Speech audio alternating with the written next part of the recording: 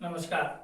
संवाद नेपालमा यहाँहरूलाई स्वागत छ। म विप्लव पोखरेल। स्वतन्त्रता संग्राम के योद्धाओं के विचार और धारणा फरक फरक थे। राजनीतिक दृष्टिकोण में पृथकता होने से ब्रिटिश विरुद्ध का आंदोलन का धार भी फरक फरक नेतृत्व का था। भारत के उपनिवेशकालीन राज्य सत्ता के नजदीक रहे कई उच्च स्तर के और सत्ता पक्षधर गुप्त दर्ज में रह करके ब्रिटिश सरकार को राजयोगी नेता के संपर्क और मिली भगत में बहुत विश्वासघात हुआ था। उदाहरण के रूप में क्रांतिकारी योद्धा भगत सिंह, राजगुरु, सुखदेव लगायत के नेतागण जो जनप्रिय और जनता के न्याय एवं हक प्रतीक के लिए समर्पित थे, उनको धोखा से हत्याएं करवाया गया था, ऐसा आरोप आज तक लगता आया है। भारतीय स्वतंत्रता आंदोलन में घर परिवार गृहस्थ सभी को दावे पर लगाकर विविध मुश्किलों का सामना कर जर्मन, रूस, जापान जैसे देश के नेतृत्व से आजाद हिंद का प्रस्ताव रखकर देश में रहे भारतीय मजदूरों का हजारों आजाद हिंद फौज तैयार कर भारत को स्वतंत्र करने का प्रण लेने वाले महानायक सुभाष चंद्र बोस का षड्यंत्र के साथ लापता व हत्या कर अंग्रेज शासकों के साथ सौदाबाजी कर प्राप्त भारतीय आजादी अपूर्ण रहा। एक मजबूत भारत का निर्माण न हो सका। राजनीतिक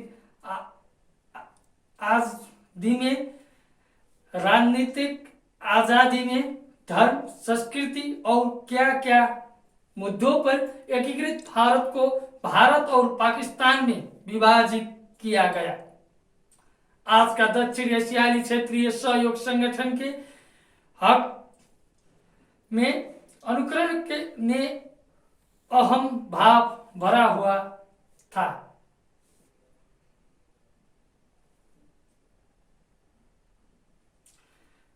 आज का दक्षिण एशियाई क्षेत्रीय सहयोग संगठन के सभी संस्थापक और राष्ट्र एक भारत के संविधान में समाहित हो सकते थे, परंतु भारतीय नेतागणों में दूरदर्शिता कम और ब्रिटिश साम्राज्यवाद का हैकम पे अनुकरण ने अहम भाव भरा हुआ था और आपसी स्वार्थधनता उच्च होने के परिणाम अपने को मालिक ठान बैठे। फलतः भारत के स्वतंत्रता के नेता गणों की एक आपसी असमझदारी, राजनीतिक गद्दारी व दूसरे का अस्तित्व नामेट करने का षड्यंत्र और चरित्र हत्या प्रति हत्या और का श्रृंखला के इतिहास में भारत आज तक मुक्त न हो सका एवं पड़ोसियों को वही व्यवहारों से पीड़ा देता रहा है।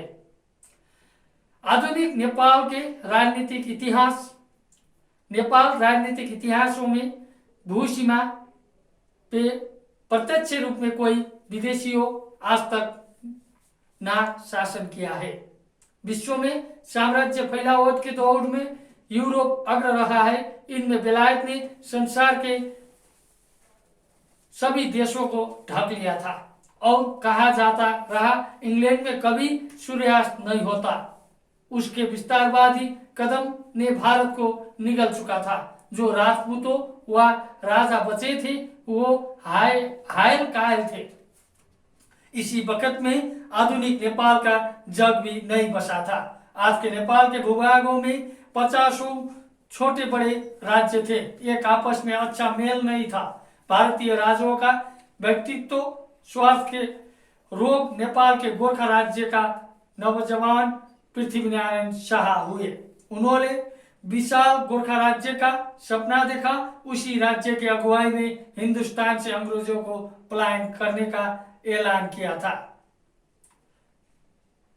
भारत के सभी राज्य और नेपाल के प्रतिस्पर्धी राज्यों के साथ एकताबद्ध होने का आह्वान किया, परंतु राष्ट्रीय स्वाभिमान, गौरव और वैयक्तिक सत्ता स्वार्थ प्रधान होने के कारण उन्होंने कोई किसी से सहयोग नहीं पाया। करीब 25 वर्ष के राजनीतिक और युद्ध कौशलता ने नेपाल भूमि का महत्वपूर्ण क्षेत्र काठमाडौँ उपत्यका में सन 1737 में विजय ध्वज फहराया। इसके चलते कितने छोटे राज्यों ने आत्मसमर्पण किया। ब्रिटिश के बल पे कायम होने के इरादा रखने वाले अनेकों प्रपंच को पृथ्वी ने असफल बनाया था।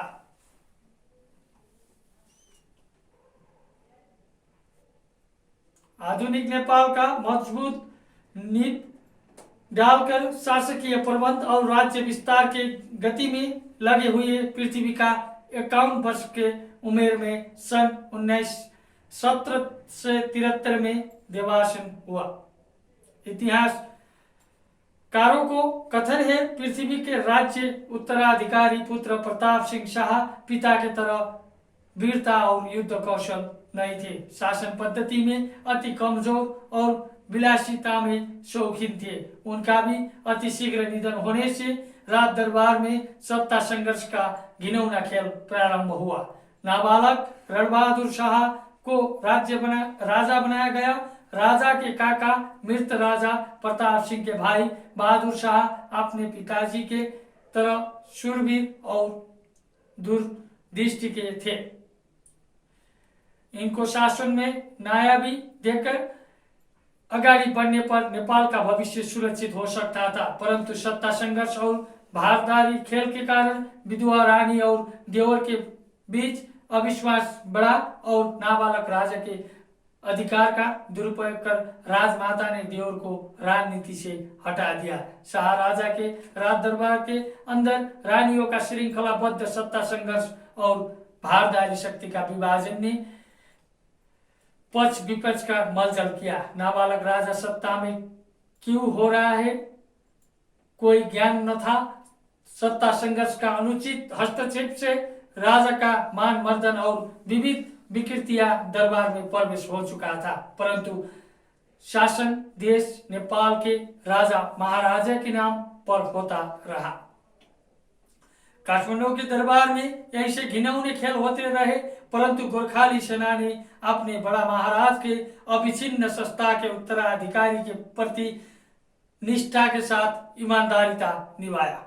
इस सैनिकों ने वैयक्तिक सुख समृद्धि को तिलांजलि देकर सुदूर पश्चिम का ब्रिटिश आकर्षण के क्षेत्र पिथौरागढ़, गढ़वाल, कुमाऊं, नैनीताल, नालापानी, किल्ला आदि को जीतकर नेपाल में मिला दिया और नेपाल का राज्य विस्तार सतलज नदी तक फैलाया।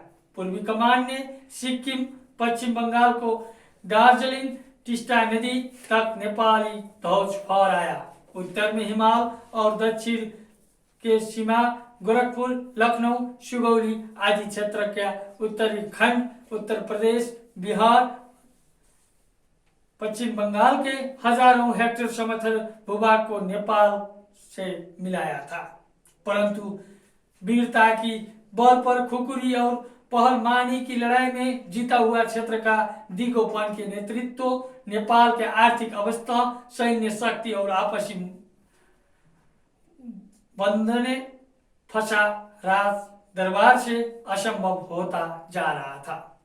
एक तरफ विश्व विजेता अंग्रेज सेना, दूसरी तरफ भूगोल की विकटता, यातायात साधन के अभाव, राज्य के साधन स्रोत के कमी, गरीबी और विपन्नता, जनसांख्यिक तथा अत्याधुनिक रणकौशल का अभाव दिख रहा था। नेपाली सैनिकों ने पेट भर खाना भी नहीं खाया था, भूख नंगे अवस्थे में लड़ना पड़ता था। सैनिक क्षमता कमजोर और सेवा सुविधा ब्रिटिश सैनिक और नेपाली सेना के बीच व्यापक असमान था। ऐसी अवस्था में दो सेना के बीच लंबा युद्ध जारी होने और टिकाऊ होने असंभव और आश्चर्यजनक रहे थे।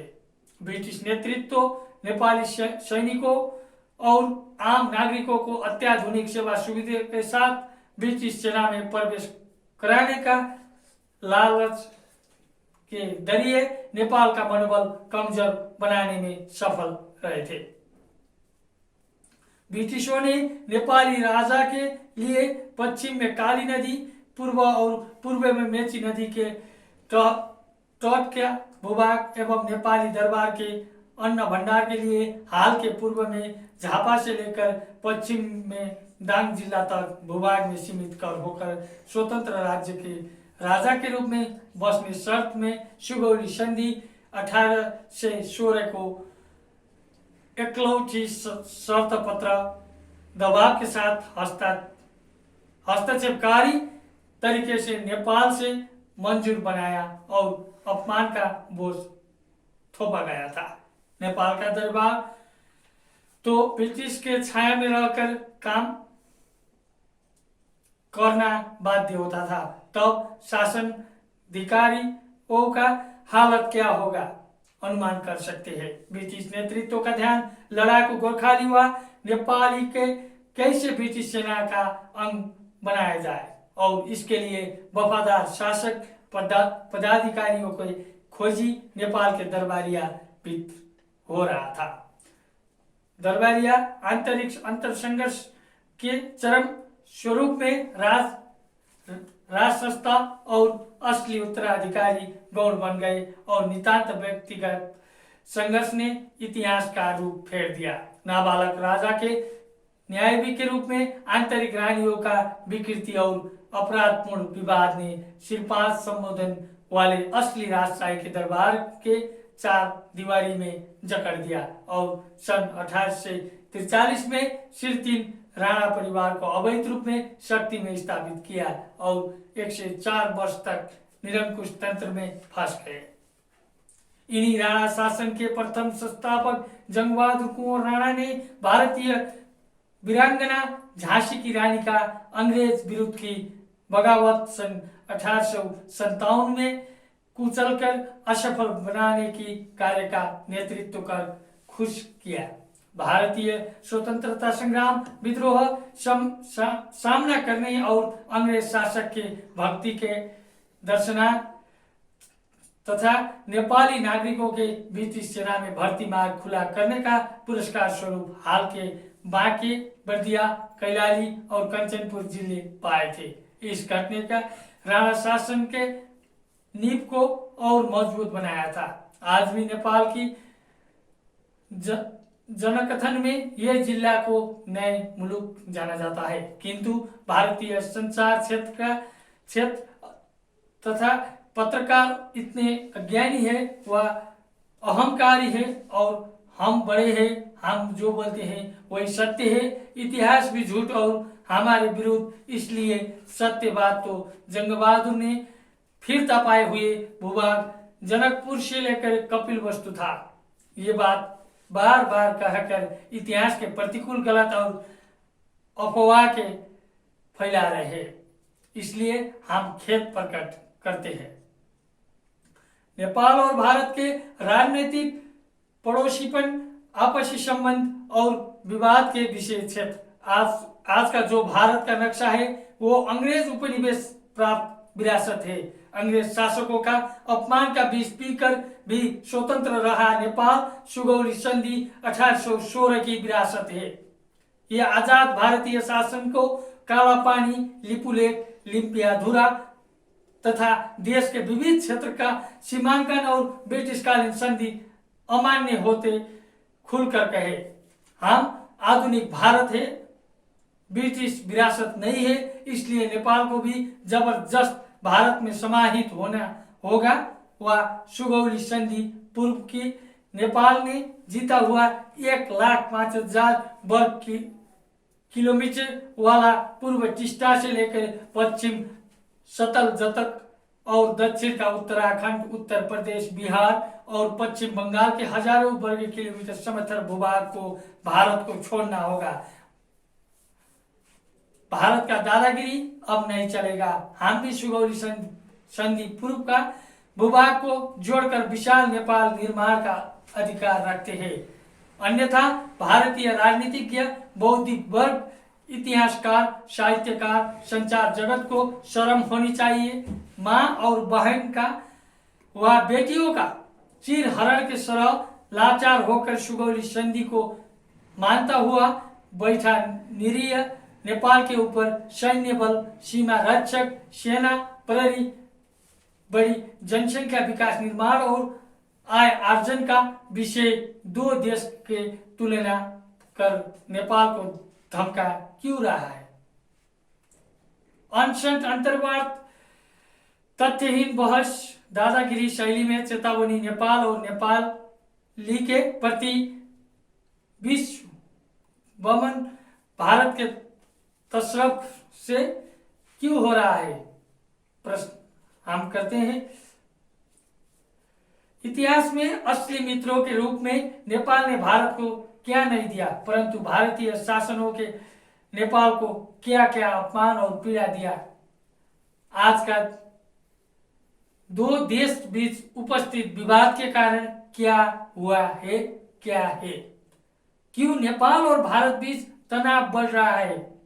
विवादहीन समाधान और असली मित्रता का आधार कैसा होना चाहिए? हमारी अगली प्रस्तुति में जरूर देखिएगा। आज के लिए हम विदा चाहते हैं। नमस्ते।